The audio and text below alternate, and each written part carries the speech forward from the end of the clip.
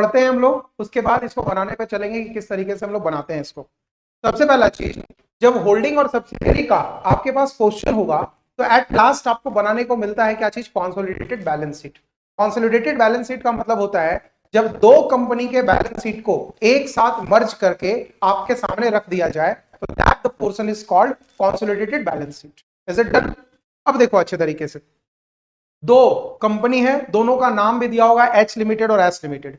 H limited का मतलब हो गया आपका होल्डिंग लिमिटेड कंपनी जो है, और दूसरा है सब्सिडियरी कंपनी, ठीक है ना। तो आपको जो है इस क्वेश्चन में ज्यादा कुछ देखने को मिलेगा नहीं। इस क्वेश्चन में सिर्फ और सिर्फ हम लोगों का एसेट्स और लायबिलिटी दिया हुआ रहेगा।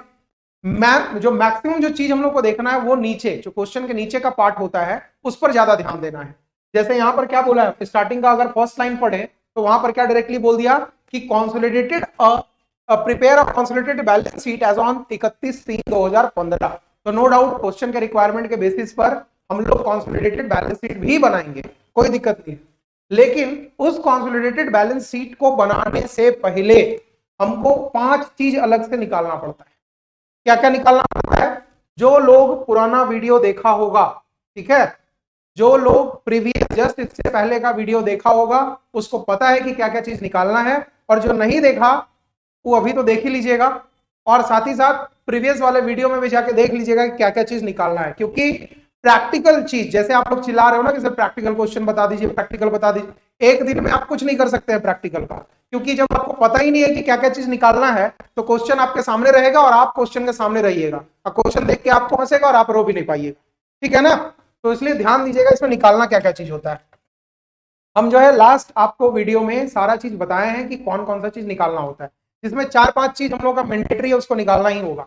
सबसे पहला अगर हम बात करें तो सबसे पहले हम लोग क्या निकालना है, रेशियो। दूसरा चीज क्या निकालना है,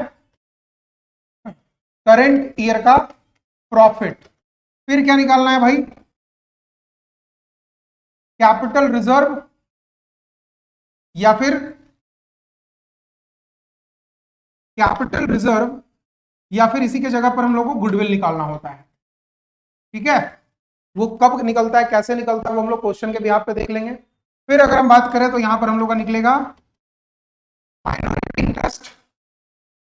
फिर हम लोग देखेंगे लास्ट में कंसोलिडेटेड बैलेंस शीट, ठीक है। ये करंट ईयर प्रॉफिट के साथ साथ एक यहां पर हम लोग का प्रीवियस ईयर प्रॉफिट भी आता है, प्रीवियस ईयर प्रॉफिट, जिसमें मैंने लास्ट क्लास में आपको बहुत अच्छे तरीके से बताया है कि प्रीवियस ईयर जो प्रॉफिट हम लोगों का होता है उसको हम लोग प्री कंस्ट्रक्शन या फिर प्री एक्विजिशन पीरियड भी बोलते हैं। प्री एक्विजिशन पीरियड का मतलब जब होल्डिंग कंपनी सब्सिडरी कंपनी को परचेज करेगा तो उस डेट से पहले का जो टाइम बचेगा that is called pre acquisition period. जैसे एग्जांपल में हम आपको समझाएं कि अप्रैल से कोई भी ईयर स्टार्ट होता है, मार्च में खत्म हो जाता है। मान लीजिए कि होल्डिंग कंपनी सब्सिडियरी कंपनी को अगस्त में जाके परचेज कर लिया, मतलब अप्रैल मई जून जुलाई 4 महीने के बाद जाके अगस्त में परचेज किया, तो जिस दिन परचेज कर रहा है उससे 4 महीना पहले तक का नाम कहला जाता है प्री एक्विजिशन पीरियड, और अगस्त के बाद जो बाकी बचा हुआ 8 महीना है उसको हम लोग नाम देंगे post acquisition period. Hope so समझ में आ रहा होगा ये चीज जो हम बताना चाह रहे हैं। तो अब देखो इतना चीज निकालना होगा आपको, तब जाके आप पहुंच पाओगे कहां, कंसोलिडेटेड बैलेंस शीट में। तो कुछ लोग जो कि नए नए तरीके से जुड़ रहे होंगे सेमेस्टर 4 का एग्जाम देने के लिए, उन लोगों को लगेगा डायरेक्टली अंदर मन से सर थ्योरी है ठीक है, प्रैक्टिकल काहला दिमाग लगाए। लेकिन याद रखना कि प्रैक्टिकल क्वेश्चन अगर आप जाके सॉल्व करते हो तो 12 नंबर 15 नंबर जितना भी नंबर का क्वेश्चन होगा, मतलब आप बोल इतना जान लो कि यूनिवर्सिटी का कोई प्रोफेसर का हिम्मत नहीं होगा कि इसमें आपका नंबर काट सके। लेकिन थ्योरेटिकल फॉर्म में आपको भी पता है कि थ्योरी में बोला जाता है कि कम से कम 6 7 8 पेज का एक आंसर लिखो जिसमें पॉइंट टू पॉइंट लिखो। तो जितनी हमारी बहन लोग हैं, लड़की लोग, वो तो लिख देंगी, अब बाकी जितना मेरा गधा लोग भाई लोग है वो नहीं लिख पाएगा, ये गारंटी, ठीक है ना, याद रखना। तो कोशिश ये करना है कि प्रैक्टिकल और थ्योरी दोनों का इक्वेशन लेकर चलना है। मतलब अगर बात करें हम तो 60% क्वेश्चन, मान लो कि अगर 5 क्वेश्चन बनाना है तो 3 क्वेश्चन ज्यादा से ज्यादा ट्राई करो कि प्रैक्टिकल बनाए और 2 क्वेश्चन थ्योरी बनाए, क्योंकि थ्योरी में लिखने में टाइम भी बहुत ज्यादा चला जाता है। तो अगर पांचों का पांचों आप थ्योरी चले जाओगे तो इतना तो जरूर है कि अगर 80 नंबर 100 नंबर का एग्जाम दोगे तो 20 नंबर 25 नंबर कैसे काट देगा एग्जाम का टाइम के बेसिस पर, ठीक है ना। तो चलो इसमें बनाना क्या क्या है, रेशियो। अब एक चीज और हम प्रीवियस वाले वीडियो से निकालेंगे। क्यों निकालेंगे, क्योंकि प्रीवियस वीडियो में बहुत सारा चीज हम बात किए थे। तो इसका मतलब क्या है, प्रीवियस वाला वीडियो इंपॉर्टेंट है, जाके देखना जरूर। जैसे कभी कोई कंपनी जब किसी दूसरे कंपनी को अपने अंदर लेता है, मतलब एक तरीके से होल्ड करता है, जब उसको परचेज करता है, तो उसके पास 2-3 ऑप्शन होता है। शायद हम समझाए थे आपको कि कोई भी होल्डिंग कंपनी अपने अंडर में किसी भी सब्सिडियरी कंपनी को तभी होल्ड बना सकता है या फिर अपने अंडर होल्ड तभी कर सकता है जब किसी अदर कंपनी का मिनिमम 51% शेयर्स अपने अंडर में ले ले, ठीक है। उसके पास 2-3 ऑप्शन है। पहला कि भैया मिनिमम कम से कम 51 ले ले, दूसरा 70 to 80% ले ले, या तीसरा पूरा का पूरा ही कंपनी ले ले। ये भी कर सकता है, वो भी तब भी होल्डिंग और सब्सिडरी का मतलब इक्वेशन बनेगा ही बनेगा। जैसे देखो इस क्वेश्चन में क्या बोला है, यहां पर आपको पता कैसे चलेगा कि पूरा का पूरा चीज को लिया है कि नहीं लिया है। उसके लिए हमको एक चीज निकालना पड़ता है, समझना पड़ता है। देखो हम यहां पर लिख भी देते हैं, यहां पर हम निकाल रहे हैं क्या चीज, रेशियो। और रेशियो हमको पता कैसे चलेगा, पता इस तरीके से चलेगा कि जब आप किसी भी होल्डिंग कंपनी का सब्सिडरी कंपनी पर हक देखोगे, वो हक कैसे पता चलेगा, तो ध्यान दो, शेयर्स पर ध्यान देना। रेशियो जब निकालना हो तो इसके शेयर्स पे देखना कि होल्डिंग कंपनी सब्सिडियरी कंपनी के कितने शेयर्स को परचेज कर रहा है। अब ध्यान देना, देखो यहां पर मेरे ख्याल से जो दिख रहा है, ध्यान से देखना इसको, देखो यहां क्या लिखा हुआ है, शेयर कैपिटल है शेयर्स ऑफ 10 ईच। इसका मतलब एक शेयर का वैल्यू 10 रुपया है और शेयर कितना है, निकल जाएगा यहां देखो 50 और 25। इसका मतलब ये तो एच लिमिटेड है, होल्डिंग कंपनी है, तो इसके बारे में तो कोई चर्चा नहीं करे तो ज्यादा अच्छा है अभी के लिए। फिलहाल हम लोग बात करेंगे कि होल्डिंग कंपनी सब्सिडरी का कितना ले लिया। तो सब्सिडरी का कितना है बताओ, 25 है। इसको डिवाइडेड बाई 10 करोगे तो नंबर ऑफ शेयर्स कितना निकलेगा इसका, 2500 शेयर निकलेगा। क्लियर, 2500 शेयर निकलेगा। अब सर आप तो बता रहे हैं कि रेशियो कैसे निकलेगा, तो रेशियो पर ही चल रहे हैं हम। इसी को निकालने के लिए ये समझा रहे हैं कि होल्डिंग कंपनी सब्सिडियरी कंपनी के कितने शेयर को परचेज किया। तो पहले नंबर ऑफ शेयर तो निकाल ले। तो नंबर ऑफ शेयर निकालने से हमको पता चला कि सब्सिडियरी कंपनी के पास 2500 शेयर है, ठीक है। अब उसको खरीदा कितना, तो ये चीज देखने के लिए सीधे बैलेंस शीट के एसेट्स में जाना। आप लोग देखो यहां पर ध्यान दो अच्छे तरीके से, सीधे आप एसेट्स में जाना।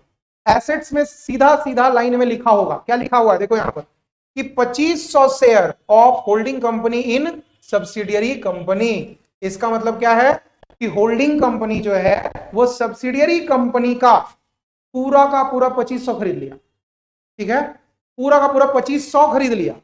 तो इसका मतलब रेशियो शेयर का अगर बात करें तो ये निकला, तो कितना निकाल लिया, कितना परचेज उसका कर लिया, 100% परचेज, ठीक है। ये मेरा पहला चीज निकल गया। अब इसका दूसरे पॉइंट पे चलते हैं। जब रेशियो कोई भी होल्डिंग कंपनी किसी भी दूसरे कंपनी का अगर 100% शेयर अगर खरीद लेता है, तो उसमें एक और जो हम पॉइंट बताए थे आपको, कौन सा, माइनॉरिटी इंटरेस्ट का, तो ये अब इस क्वेश्चन में नहीं निकलेगा, एकदम जीरो हो गया, मतलब नील बटा सन्नाटा। काहे नहीं निकलेगा भाई, उसका भी रीजन समझो। माइनॉरिटी का मतलब होता है जब एक जगह पर, जैसे नॉर्मल अगर बताया जाए, मतलब कोई अपने को पर्सनल मत लेना, लेकिन इंडिया में ये माना जाता है कि हिंदू धर्म जो है वो मेजोरिटी है और इसके अगेंस्ट और भी जितने हैं, मतलब मुस्लिम, बुद्धिज्म, जैनिज जो लोग हैं, पंजाबी, ये लोग अगर हैं, तो इन लोगों को माइनॉरिटी माना जाता है इंडिया में। क्यों माना जाता है भाई, क्योंकि है तो सब इंडिया का ही पार्ट, लेकिन अगर जात बिरादरी के हिसाब से देखा जाए तो वहां पर शेयर कम होता है। उसी तरीके से अगर मान लीजिए माइनॉरिटी इंटरेस्ट तभी निकल सकता है जब होल्डिंग कंपनी किसी भी दूसरे सब्सिडियरी कंपनी का 100% से कम शेयर खरीदे। जैसे मान लीजिए 90 खरीद लेता तो 10 बचता उसके पास, तब निकलना पड़ता माइनॉरिटी इंटरेस्ट। अगर 100 है उसमें 80 खरीद लेता तो 20 पे निकालते, 51 खरीदता तो 49 पे निकालते। यहां पर तो पूरा का पूरा 100 ही खरीद लिया, तो जब पूरा 100 खरीद लिया तो भाई अब माइनॉरिटी इंटरेस्ट निकालने का ऑप्शन कहां है, नहीं है ना, कोई ऑप्शन नहीं आएगा। अब चलते हैं आगे, और क्या क्या चीज है इस पर ध्यान दीजिए, एकदम लास्ट वाले पर ध्यान दीजिए। क्या ध्यान देना है भाई, shares where acquired by H limited on 1 अक्टूबर 2014। अब एक चीज ध्यान देना, मेरे साथ अच्छे तरीके से ध्यान देना। हम आपको अभी समझाए थे कि कोई भी कंपनी का ईयर एंड होता है मार्च में और स्टार्ट कब होता है? स्टार्ट होगा अप्रैल में और ईयर एंड हो जाएगा मार्च। तो इस बीच में टोटल 12 महीने का टाइम होता है। ठीक है, इस क्वेश्चंस में क्या समझाया है कि share were acquired by H limited on 1 October. 1 अक्टूबर का मतलब एग्जैक्ट 6 महीने के बाद। गिन लेना, अप्रैल, मई, जून, जुलाई, अगस्त, तब जाके अक्टूबर, मतलब एग्जैक्ट 6 महीने के बाद खरीदा। इसका मतलब क्या, ये कब खरीदा? 1 अक्टूबर को, 6 महीने के बाद खरीदा। तो अब 6 महीने के बाद खरीदने से अब आप लोग के दिमाग में आएगा सर क्या दिक्कत हो गया, 6 महीने के बाद खरीदा तो अभी हम जो समझाए थे थोड़ी देर पहले उसी चीज को रिपीट कर रहे हैं हम आपके सामने कि जब अगर वो 6 महीने बाद खरीदा है तो 6 महीने से पहले तक का जो पीरियड है उसको हम लोग नाम देंगे क्या चीज? Pre acquisition period. और बाद वाले का 1 अक्टूबर से लेकर 31 मार्च तक के टाइम को हम लोग नाम देंगे क्या चीज? Post acquisition period. ठीक है, इधर हम लोग को इसमें क्या क्या चीज निकालना था उस पर बात करते हैं। सबसे पहला रेशियो, तो रेशियो हम लोग का 1:1, 1:0 निकल चुका है क्योंकि होल्डिंग कंपनी पूरी की तरह 100% शेयर सब्सिडियरी कंपनी का अपने पास ले चुका है। जब 100% कोई भी इंसान किसी चीज का ले लेगा दूसरे के पास तो कुछ बचेगा ही नहीं, तो माइनॉरिटी इंटरेस्ट इस क्वेश्चन में बिल्कुल नहीं निकलने वाला है। फिर तीसरे पे चलते हैं कि कैपिटल प्रॉफिट हम लोगों का क्या आएगा। तो कैपिटल प्रॉफिट में हम लोगों को जो अमाउंट देखना है वो अमाउंट देखना है किसका? और एच लिमिटेड का दो चीज का अमाउंट देखना। पहला क्या कि जनरल रिजर्व में उसका कितना पैसा है, और दूसरा पार्ट ऑफ करंट ईयर का प्रॉफिट कितना है। और दोनों का दोनों याद रखना, डेट कौन सा होगा? 1/4/2014 का ध्यान देंगे हम लोग कि 1/4/2014 को कितना था। तो अगर हम आपसे बात करें, ध्यान दो कि यहां पर जो हम लोग का बैलेंस शीट दिया हुआ ये है 31/3/2015 का। इसका मतलब अगर हम आपसे बात करें तो इसको बोल सकते हो आप, ये कौन सा बैलेंस शीट है आपका? क्लोजिंग। और आपको अमाउंट कौन सा लिखना है वहां पर? ओपनिंग का। तो ओपनिंग में अगर बात करें हम, यहां पर देखो जनरल रिजर्व इसके पास दिया हुआ है, सॉरी ये हो गया शेयर होल्डर फंड, ये हो गया ये, और फिर आपका जनरल रिजर्व ये हो गया, और ये हो गया। ठीक है, ये आपका टोटल है। अब चलो ध्यान दो कि अगर हम बात करें आपसे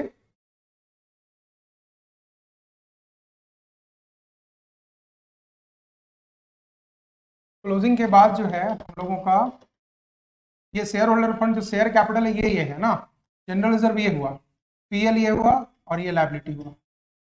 ठीक है, अब देखो ध्यान से, क्लोजिंग में जो है हम लोग का दिया हुआ है तो हम लोग जनरल रिजर्व पर ध्यान देना है पहले हमको। तो जनरल रिजर्व क्वेश्चन के हिसाब से होल्डिंग का या सब्सिडियरी का हमको देखना किसका है? सब्सिडियरी का ना। तो सब्सिडियरी में जो है हम लोग के पास कितना है? 15,000 रुपए का दिख रहा है क्या चीज? General reserve.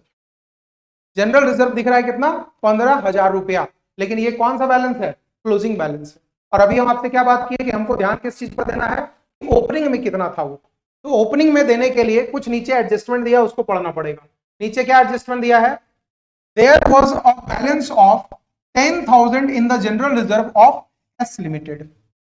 मतलब सब्सिडियरी लिमिटेड का ओपनिंग बैलेंस 10,000 रुपया दिया हुआ है। तो चलो भाई, जब इतना आसान कर दिया तो हम लोग भी चुपचाप लिख लेते हैं, है ना। यहाँ सारा का सारा आइटम जो है हो जाएगा एस लिमिटेड का। तो चलो ध्यान देते हैं और तुरंत तुरंत बनाते चले जाते हैं। जनरल रिजर्व हम लोग का दिया हुआ है कितना? 10,000 रुपया। डन। अब एक बार फिर से क्वेश्चन देख लेते हैं। क्वेश्चन देखेंगे क्या लिखा हुआ है यहाँ पर? There was a balance of 10,000 in general reserve, 10,000 रुपया। तो यहाँ पर तो चलो आगे चल जाए। आगे क्या लिखा है कि एस लिमिटेड जो है ना वो ट्रांसफर किया है 5,000 रुपया टू जनरल रिजर्व। मतलब जनरल रिजर्व में वो 5,000 रुपया और डाला है। ठीक है, तब जाकर वो 15,000 हुआ। तो साफे साफ दिख रहा है, देखो यहाँ पर दिख रहा है ना कि 10,000 शुरू से था, 5,000 उसमें और डाला, तो आज का क्लोजिंग कितना बन गया? वो 15,000 रुपया बन गया। इसमें तो कोई दिक्कत नहीं है। आगे देखो यहाँ क्या बोला है, लेकिन जनरल रिजर्व से डाला तो जरूर, लेकिन कहां से निकाल के डाला? स्टेटमेंट ऑफ पीएल से। स्टेटमेंट ऑफ पीएल से निकाल कर डाला। कितना रुपया? 5,000 रुपया। तो अगर हम बात करें कि आज मेरा पीएल कितना दिख रहा है 5,000, इसका मतलब कि शुरू से मेरा पीएल कितना होगा 10,000। क्यों होगा 10,000 भाई, समझो अच्छे तरीके से। क्वेश्चन में क्या बोला, फिर से अच्छे तरीके से देखो। ये वाला जो 15,000 है, ये शुरू में था आपका 10,000 रुपया, और उसमें 5,000 रुपया और डाला गया लास्ट में, वो भी कहां से निकाल के, पीएल से निकाल के। इसका मतलब पीएल जब आज 5,000 है, 5,000 निकलने के बाद तो शुरू में कितना होगा, वो 10,000 होगा। बस इसी चीज को पकड़ना है हम लोग को सही तरीके से। देखो यहां हम लोग को क्या इसमें ऐड करना है, part of current year profit. तो करंट ईयर का प्रॉफिट में अभी हम क्या बोले, ये कहां से निकलेगा, पीएल से। तो अभी तुरंत हम बताए पीएल कितने का था बाबू, 10,000 का, लेकिन इसका सिर्फ और सिर्फ हाफ ही ले सकते हैं हम लोग। क्यों लेंगे हाफ, उसका रीजन है कि part of current year profit का सिर्फ और सिर्फ खरीदा कब गया उसको, अक्टूबर में। तो हम लोग 6 महीने का यूज कर सकते हैं, ठीक है ना, 6 महीना का यूज करेंगे। तो ये इसको अगर काट दिया है तो आ गया 5,000, हम लोगों का ये निकल कर आ गया 15,000 रुपये। ये हम लोग का निकल कर आ गया। इज इट डन, यहां तक तो कोई दिक्कत नहीं होना चाहिए। फिर आगे हम लोग चलते हैं, जो हम लोग को निकालना है रेवेन्यू प्रॉफिट। रेवेन्यू प्रॉफिट का मतलब क्या हुआ, रेवेन्यू प्रॉफिट का मतलब होता है, डायरेक्ट हम बात करें तो इसको हम लोग नाम देते हैं करंट ईयर का प्रॉफिट, ठीक है। रेवेन्यू प्रॉफिट को डायरेक्ट हम लोग नाम दे सकते हैं कि भैया करंट ईयर के प्रॉफिट में हम कितना पैसा अपने अंडर ले सकते हैं। तो भाई आपको अभी तुरंत बताया गया था कि स्टेटमेंट ऑफ पीएल से, स्टेटमेंट ऑफ पीएल में अगर बात किया जाए तो शुरू से कितना पैसा था 10,000, और हम लोग करंट ईयर में सिर्फ और सिर्फ कितने रुपए का चार्ज ले सकते हैं, इंटू 1/2, दैट इज सिर्फ और सिर्फ 5,000 रुपए। तो ये भी निकल गया हम लोगों का। दो चीज निकाल ली हम लोग, क्या चीज, एक आपका कैपिटल प्रॉफिट, दूसरा आपका रेवेन्यू प्रॉफिट, और ऊपर रेशियो भी निकाल लिए और एक और माइनॉरिटी इंटरेस्ट भी निकाल लिए। तो ये अगर सही तरीके से आप लोग ध्यान दीजिएगा तो इस क्वेश्चन का 4 चीज तो हम लोग ऐसे ही निकाल लिए। और याद रखना, हो सकता है कि क्वेश्चन समझाने में, एक क्वेश्चन में हमको 20 मिनट लग जाए, लेकिन अगर आप लोग थोड़े दिन में रेगुलर हो जाओगे 5 मिनट का है, 5 मिनट का सॉल्यूशन, और बहुत ज्यादा हुआ तो 3-4 मिनट टाइम लेगा आपका कंसोलिडेटेड बैलेंस शीट। मतलब 8 से 10 मिनट में एक क्वेश्चन पूरा कंप्लीट होना चाहिए, ठीक है। चलो आगे का चीज हम लोग निकालते हैं। क्या निकालना था, याद है आपको लिखवाए थे कि गुडविल और जनरल रिजर्व निकालना है। क्या निकालना है हमको, गुडविल और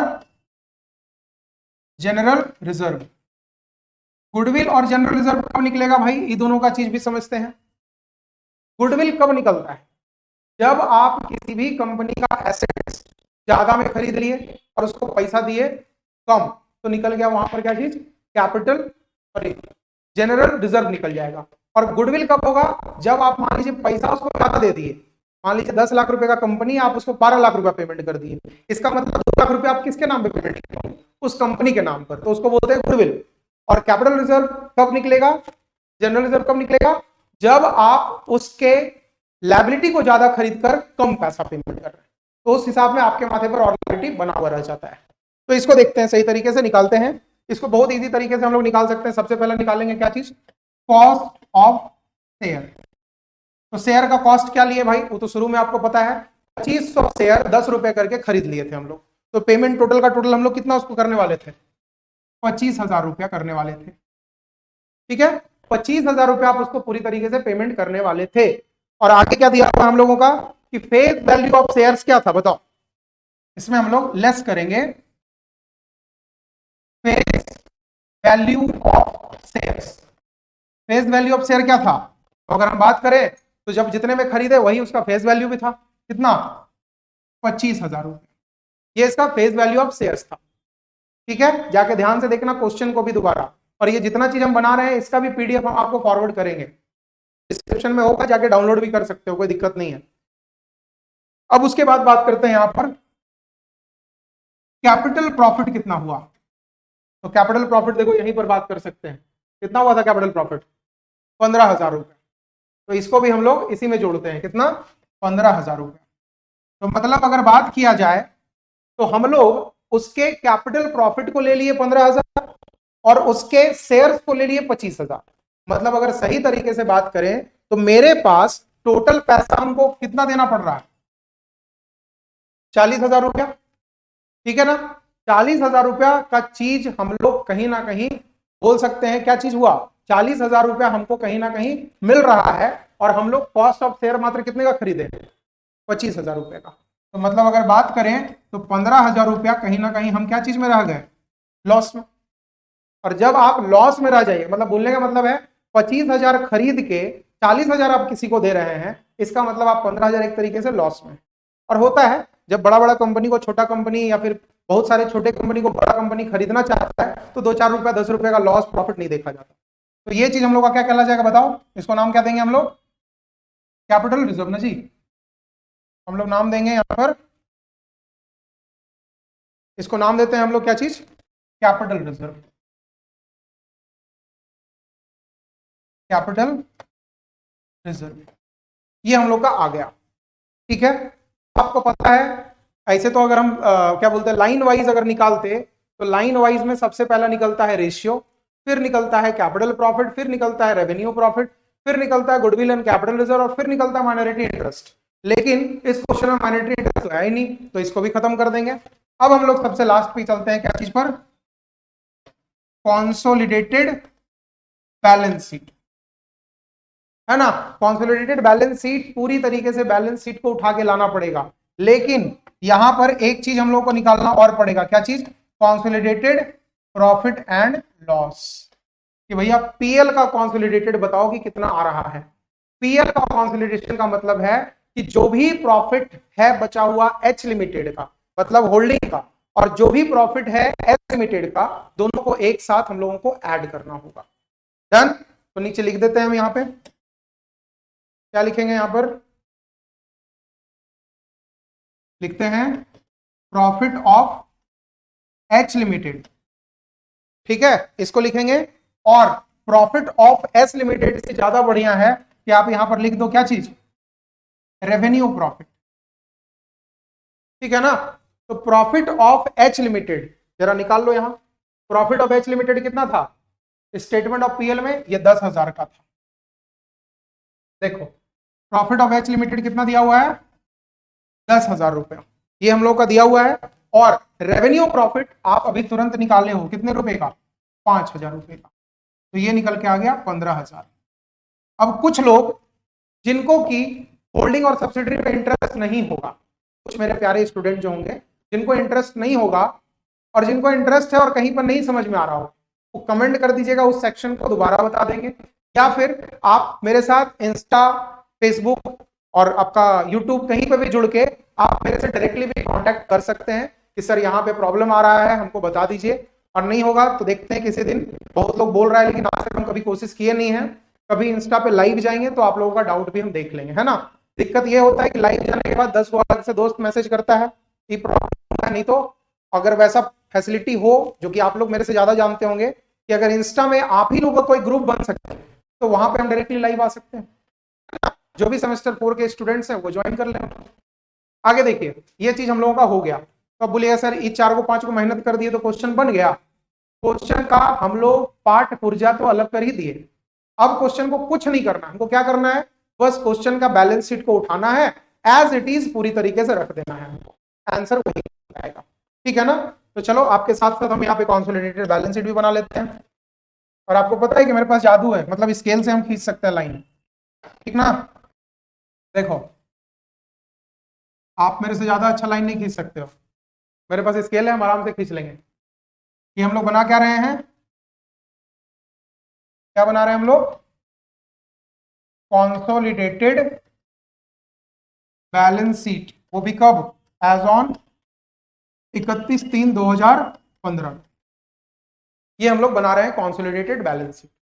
ठीक है। अब कॉन्सोलिडेटेड बैलेंस शीट में क्या अलग होगा जो कि पहले नहीं हुआ है, तो कॉन्सोलिडेटेड बैलेंस शीट का मतलब है कि दोनों के दोनों, मतलब एच लिमिटेड और एस लिमिटेड, दोनों के शेयर्स को, दोनों के एसेट्स को एक साथ लाकर एक जगह पर दिखा देना। क्यों, क्योंकि जो एच लिमिटेड है वो तो पूरी तरीके से एस लिमिटेड को खरीद लिया, जब खरीद लिया तो दोनों एक दूसरे में मिल गया, और जब दोनों एक दूसरे में मिल गया तो अब दो बैलेंस शीट दिखा के क्या फायदा, एक सिंगल दिखाएंगे जिसका नाम रहेगा कॉन्सोलिडेटेड बैलेंस शीट। तो चलिए सबसे पहला हम लोग चलते हैं कॉन्सोलिडेटेड बैलेंस शीट में, लिखते हैं पहला क्या होगा, share holder fund, share holder funds में सबसे पहला चीज जो हम लोग लिखेंगे वो हम लोग का क्या लिखाएगा, शेयर कैपिटल। शेयर कैपिटल कितना, उसका कितना था एच लिमिटेड का 5000 shares at the rate of ₹10 each, यही था ना। तो ये कितना आ गया हम लोगों का 50,000 रुपए। ये डन है, जाके देखते रहना क्वेश्चन में। दूसरा हम लोगों का क्या क्या दिया हुआ था, जनरल रिजर्व था, जनरल रिजर्व था, ठीक है। फिर हम क्या निकाले हैं इसका, कॉन्सोलिडेटेड पीएल, जो अभी तुरंत निकाले थे, देखो यहाँ कॉन्सोलिडेटेड प्रॉफिट एंड लॉस, ठीक है, कॉन्सोलिडेटेड पीएल हो गया। और एक चीज और निकाले थे जिसका नाम क्या है, कैपिटल रिजर्व, ये चीज। तो सबका अमाउंट डालते चले जाते हैं। जनरल रिजर्व मेरा पहले से कितना था बताओ, एच लिमिटेड का जनरल रिजर्व पहले से कितना दिया हुआ था 15,000। कॉन्सोलिडेटेड पीएल कितना निकाले हैं 15,000, और कैपिटल रिजर्व भी कितना निकाले हैं 15,000। यहां तक में तो दिक्कत नहीं होना चाहिए, और सारा चीज निकाला हुआ है, हम अपने मन से कुछ नहीं लिख रहे हैं। कैपिटल रिजर्व, आपका कैपिटल प्रॉफिट, जो भी है सारा चीज यहाँ पे हम लोग का निकाला हुआ है, वही लिख रहे हैं यहाँ पे। यहां तक क्लियर हो गया हम लोगों का। अब आगे हम लोग बात करते हैं सन्ड्री क्रेडिटर, एक यही बचा हुआ है सन्ड्री क्रेडिटर्स। तो सन्ड्री क्रेडिटर्स ये दोनों का ऐड करके लिखेंगे, क्योंकि बाकी सारे चीज तो दोनों को ऐड कर ही दिए अलग अलग बना बनाकर। यहां पर सन्ड्री क्रेडिटर कितना है, ये 50,000 और ये है 5,000। तो दोनों को अगर एक साथ जोड़ दिया जाए तो दोनों को जोड़ने के बाद आजकल कितना आता है 65,000। यहां लिख भी देते हैं एच लिमिटेड और प्लस एस लिमिटेड, दोनों को जोड़े तब आया मेरा 65,000। इन दोनों को मैच कर दे, और कुछ नहीं है। और एसेट साइड में आते हैं। एसेट साइड में ध्यान देना आप लोग कि सन्ड्री एसेट्स ही सिर्फ है 2 आइटम, क्योंकि एस लिमिटेड वाला इसका कहानी तो हम लोग जाके कर चुके हैं कि 25,000 को कितने में खरीदे, क्या किए नहीं किए, सारा चीज हो चुका है कैलकुलेशन। सिर्फ और सिर्फ यहाँ पर एसेट्स बचा है, जो कि दोनों मिलाकर कितना आ रहा है 1 लाख और प्लस 60,000, दैट मीन्स 1,60,000। यहाँ पर बस हम नीचे में एक चीज लिखेंगे, क्या चीज, एसेट्स, ठीक है ना। एसेट्स का नाम नहीं पता तो डायरेक्टली यहाँ क्या लिख देते हैं, सन्ड्री एसेट्स 1,60,000।